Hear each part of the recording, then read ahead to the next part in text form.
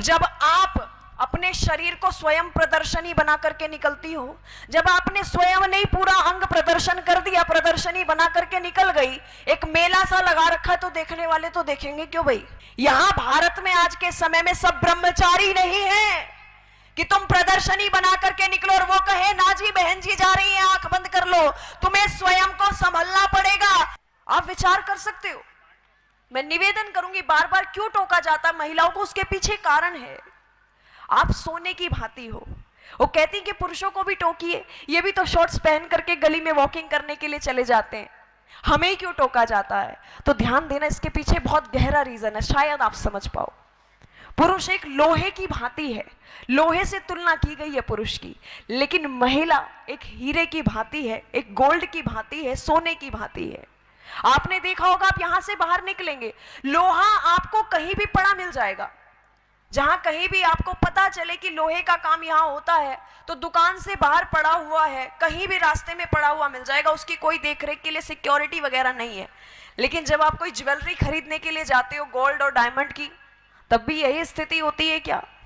Cover करके रखा जाता है, और कवर ही नहीं, ओवर सिक्योरिटी में रखा जाता है। साइरेंस यूज हो जाते हैं जैसे ही कोई टच करता है।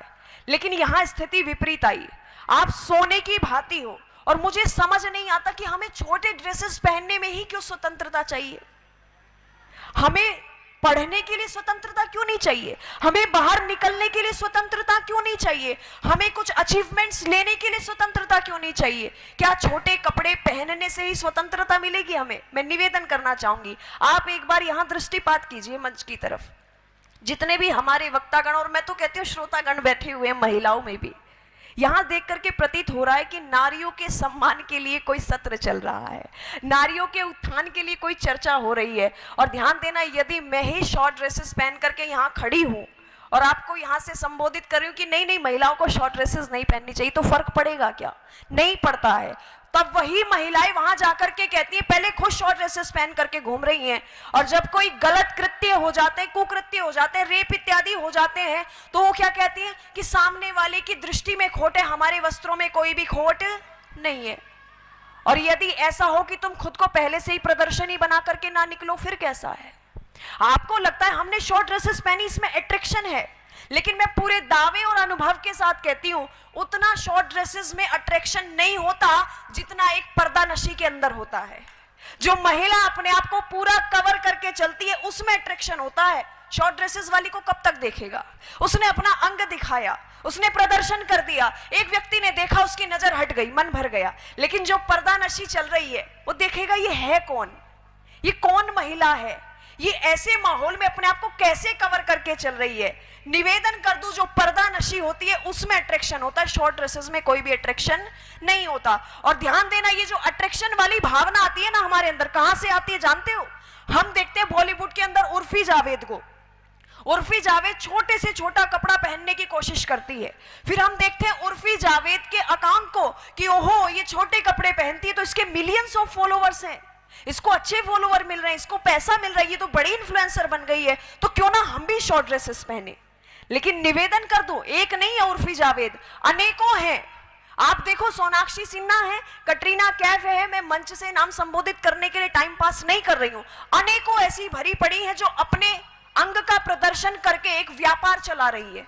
लेकिन मैं आपकी कंपैरिजन एक कर रही हूं, आपने कहा कि वो हाईलाइट हो गई छोटे वस्त्र पहन करके, उनको लोग देख रहे हैं, उनको लोग फॉलो कर रहे हैं, उनको पैसा मिल रहा है, उनको व्यापार मिल गया है एक तरह से। लेकिन क्या उनके मर जाने के बाद उनके इन छोटे वस्त्रों के कारण उनको कोई याद करेगा? प्रश्न है मेरा आपसे। आप देखो, इसी भारत के अंदर मैं एक रील देख रही थी, एक दिन स्क्रॉल करते करते मेरे सामने आ गई, तो वहां पर जो तथाकथित फेमिनिज्म वाले होते हैं ना, उन्होंने एक रील डाली हुई थी, वो मैं देख रही थी, मेरा दिमाग घूम गया उसको देख करके। उन्होंने डाला था कि आज आप छोटे वस्त्र पहनने के लिए रोक लगाते हो। अब देखो, हमारे इतिहास में तो कितनी नारियां, महिलाएं, जितनी भी हमारी देवियां हैं, सबने आधे कपड़े पहने हुए हैं, और पता नहीं कैसे कैसे चित्र वहां लगाए हुए थे कि हमारी देवी है दुर्गा, उन्होंने भी तो साड़ी को इस तरीके से कवर किया हुआ है कि उनका पूरा अंग चमक रहा है। फिर मैंने देखा, उन्होंने दिखाया कि माता सीता को आप देखिए, अलग अलग तरीके से उन्होंने एडिटिंग करके उनका चरित्र प्रस्तुत कर रखा है। लेकिन आप सभी बुद्धिजीवी यहां बैठे हुए हैं, शास्त्रों का ज्ञान आपको है, आपने सब शास्त्र और ऐतिहासिक जितने भी ग्रंथ हैं पढ़े होंगे। मैं प्रश्न यदि आपसे करूं, आपने कौन सी ऐसी देवी इतिहास में पढ़ी है जिसने अर्धनग्नता का प्रदर्शन किया हो? कोई ऐसी देवी है? अरे माता सीता पर जब पहला सीरियल बना था ना, जब माता सीता पर पहला सीरियल बना था, तो ये ड्रेस कोड देख रहे हो, इस तरीके से माता सीता को पूरा प्रदर्शित किया गया था। लेकिन मुझे अफसोस होता है, अब एक रामायण सीरियल बना है, कृति सेनन उसमें माता सीता का रोल कर रही है बॉलीवुड से। मुझे अफसोस होता है कि उन्होंने माता सीता को यूं करके दिखाया हुआ है, जितना अपने इतिहास को बिगाड़ा जा सकता था उतना बिगाड़ा जा रहा, और कोई क्वेश्चन करने वाला नहीं है। आप देखिए, अब वो कहें कि हम तो अपने शरीर को दिखाएं, हमारी चॉइस है। क्यों है तुम्हारी चॉइस? तुम उस देश के अंदर रह रही हो जहां तुम नहीं दिखा सकते, तुम्हें नियमों के अंदर रहना पड़ेगा। यदि तुम्हें छोटे ही वस्त्र पहनने, तो ऐसे स्थान पर जाइए जहां महिलाओं के चरित्र का कोई भी स्थान नहीं होता, कोई भी मायने नहीं होता। तुम्हारे ऊपर बहुत बड़ा दायित्व है, तुम्हें उसका निर्वहन करना पड़ेगा। और आज तुम चरित्र को बेचने के लिए निकलती हो, अपने शरीर को बेचने के लिए निकलती हो, देह का प्रदर्शन करती हो। अरे इतिहास को उठा करके पढ़ो, इतिहास को उठा करके पढ़ो। महारानी पद्मिनी को केवल अलाउद्दीन खिलजी देखना चाहता था, केवल देखना चाहता था। क्या हो गया था? पूरा संग्राम छिड़ गया था, उन्होंने मना किया। उसके बाद खिलजी ने कहा कोई बात नहीं, सामने से नहीं दिखाना चाहती तो मैं पानी के प्रतिबिंब में उसको देख लूंगा।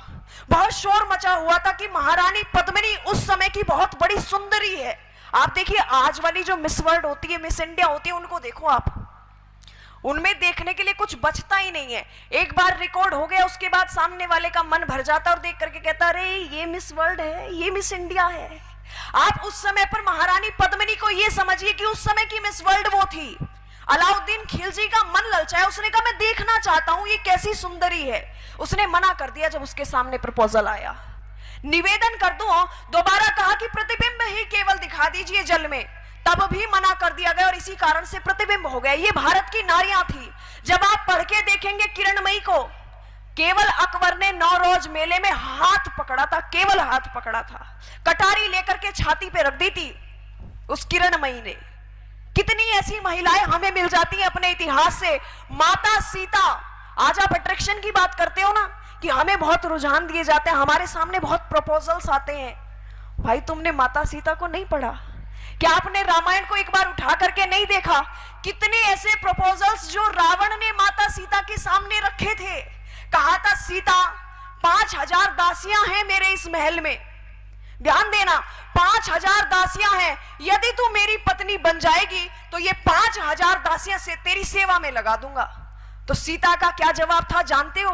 बैठी हुई अशोक वाटिका में एक छोटा सा तिनका उठा करके यूं करके तोड़ देती है और दोनों साइड को फेंक देती। कहती है रावण, जैसे ये तिनका मैंने हाथ से छील करके दोनों तरफ डाल दिया है, उसी की भांति मेरे लिए तेरा राज्य, ये मेरे लिए कोई मायने नहीं रखता। मैं एक राजा की बेटी हूं, एक राजा की पुत्रवधू हूं, एक चक्रवर्ती राजा की पत्नी हूं, तो मुझे छोटी मोटी चीजों का लालच देता है। यदि मुझे लालच होता तो मैं राजमहल में रहती, 14 वर्षों के लिए वनों में नहीं आती अपने पत्नी के साथ। और निवेदन कर दूं, केवल चरित्र के लिए, केवल माताओं के चरित्र के लिए श्री रामचंद्र जी ने लंका की ईंट से ईंट बजा दी थी। मैं निवेदन करना चाहूंगी, किरणमयी को आप देखिए, आज आपको बहुत अट्रैक्शन सूझता है ना, इसलिए मैं निवेदन करूंगी जब जब आप करीना कैटरीना बनकर के निकलेंगी, तब तब आपको सलमान शाहरुख जैसे छेड़ने वाले हर दूसरे चौराहे पर मिल जाएंगे। और जब भी आप किरणमयी बनकर के निकलेंगी, तब तब आपको गोरा और बादल जैसे भाई बचाने के लिए मिल जाएंगे। इसलिए इच्छा आपकी है कि आप क्या बनना चाहते हो, आप क्या बनना चाहते हो। महारानी लक्ष्मीबाई को पढ़ करके देखा आपने? इतिहास भरा पड़ा है हमारा, इतिहास की चर्चा यदि मैं करने बैठ जाऊं, महारानी लक्ष्मीबाई पति के मरने के बाद में अंग्रेजों की साइड से कितने प्रपोजल नहीं आए होंगे, लेकिन ध्यान देना चरित्र को भी सुरक्षित रखा, अपने को पूरी तरह सुरक्षित रखते हुए राष्ट्र का चिंतन किया, संस्कृति के विषय में सोचा। और वो लड़ी क्या कहती रही कि बोली जाकर के कह देना उन गोरों से गद्दारों से, जो ख्वाब देखते झांसी का उन सब किस्मत के मारों से, जब तक ये रानी जिंदा है ये मान नहीं मिटने देगी, वीर शिवा राणा प्रताप की शान नहीं मिटने देगी। और ध्यान देना, भारत की पावन बगिया का एक फूल नहीं ले पाओगे। अरे झांसी तो छोड़ो, झांसी की धूल नहीं ले पाओगे। तुम्हें यदि स्वतंत्रता चाहिए तो अपने राष्ट्र के लिए कुछ काम करो, वो स्वतंत्रता तुम्हें दी जाएगी। अर्धनग्नता से क्या साबित करना चाहते हो तुम? और ध्यान देना, जब जब आप एक बहन बन करके गलियों में निकलती हो ना, तब तब मुझे नहीं लगता मेरे देश का कोई भी भाई इतना गंदा हो कि वो आपको गंदी दृष्टि से देखे। ये मैंने पर्सनल अनुभव किया है। और वहीं जब आप अपने शरीर को स्वयं प्रदर्शनी बना करके निकलती हो, जब आपने स्वयं नहीं पूरा अंग प्रदर्शन कर दिया, प्रदर्शनी बना करके निकल गई, एक मेला सा लगा रखा, तो देखने वाले तो देखेंगे क्यों भाई, बाहर प्रदर्शनी लगी हुई है, आंखें थोड़ी ना बंद कर लेंगे। ध्यान देना, ये सतयुग नहीं है। यहां भारत में आज के समय में सब ब्रह्मचारी नहीं है कि तुम प्रदर्शनी बना करके निकलो और वो कहे ना जी बहन जी जा रही हैं, आंख बंद कर लो। तुम्हें स्वयं को संभलना पड़ेगा। जब तुम अपने किसी पढ़ाई के लिए कोई दायित्व मांगती हो तो उसके लिए तो तुम खूब लड़ जाती हो, फिर ये सब करके क्यों निकलती हो? इसलिए मैं अंत में यही कहना चाहूंगी, ध्यान से सुनना, तना हो सर पे गर छप्पर तो सावन क्या बिगाड़ेगा। तना हो सर पे गर छप्पर तो सावन क्या बिगाड़ेगा। अरे दुपट्टा हो अगर तन पर दुशासन क्या बिगाड़ेगा। तुम्हें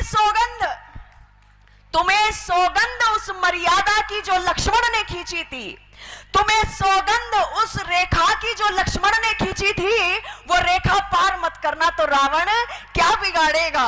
इसलिए मैं निवेदन करना चाहूंगी, आपने मुझे बहुत ध्यानपूर्वक सुना। और देखो भाई, ये तो आपकी चॉइस है, माई बॉडी माई चॉइस। मुझे विषय दिया गया, मैंने चर्चा रखी, लेकिन मेरा हाथ जोड़ के निवेदन है, जिनको आप फॉलो कर करके आधे कपड़े पहनती हो ना, जो मुंबई के अंदर रोज पैदा हो रही है, रोज मर रही है, मरने के बाद उर्फी जावेद को कोई याद नहीं रखेगा, सब फॉलोअर्स रखे रह जाएंगे। लेकिन रानी पद्मिनी चरित्रवान थी, किरणमयी चरित्रवान थी, रानी द्रौपदी, माता सीता, कौशल्या सब चरित्रवान थी। इसलिए 9 लाख वर्ष बाद भी आज उन्हें याद रखा जा रहा है। तो इच्छा आपकी है कि आप आधे कपड़े पहन करके बस मर करके सबकी नजरों में भूल जाना चाहते हो या इतिहास में दर्ज होना चाहते हो। आपका धन्यवाद। इति ओम शंभो। बोले भारत माता की।